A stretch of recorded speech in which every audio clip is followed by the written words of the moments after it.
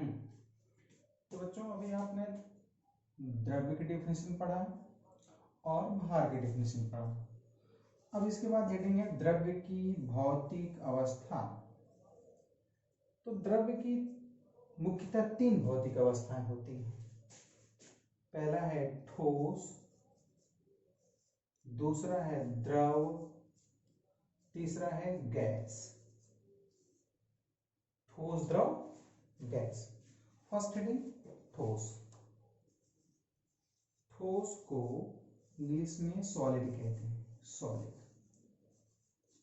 ठोस। अब ठोस किसे कहते हैं? अब ठोस किसकी अवस्था है? द्रव्य की। अब इसकी परिभाषा लिखते समय लिखेंगे ठोस द्रव्य की वह अवस्था, द्रव नहीं द्रव्य, मैटर का, मैटर की मैं बात कर रहा हूं, MATTER, मैटर। ठोस द्रव्य की वह अवस्था है जिसका आयतन और आकार दोनों निश्चित होता है, उसे ठोस कहते हैं। या ठोस द्रव्य की वह अवस्था है जिसका आयतन और आकार दोनों निश्चित होता है।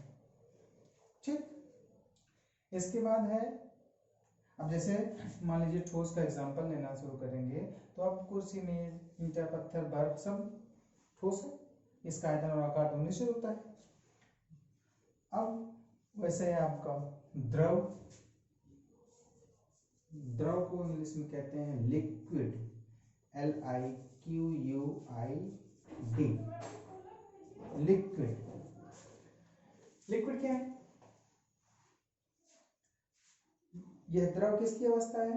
द्रव्य की। इसमें आप सभी स्टूडेंट कंफ्यूज हो जाते हैं। अगर पूछा जाता है द्रव किसे कहते हैं तो द्रव्य की डेफिनेशन लिख देते हैं, या फिर द्रव्य को पूछा जाता है तो द्रव को लिख देते हैं।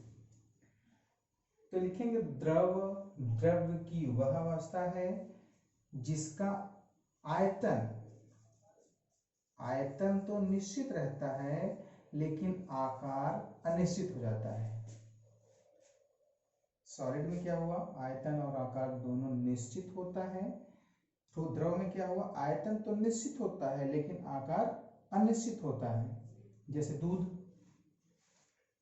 दूध को आप एक गिलास में भर लिया आपने, है तो 1 लीटर, आयतन तो निश्चित है लेकिन आकार, इसको आप गिलास में रखेंगे गिलास तरह, बॉटल में रखेंगे बॉटल तरह हो जाएगा, जमीन में गिराएंगे तो पूरा फैल जाएगा।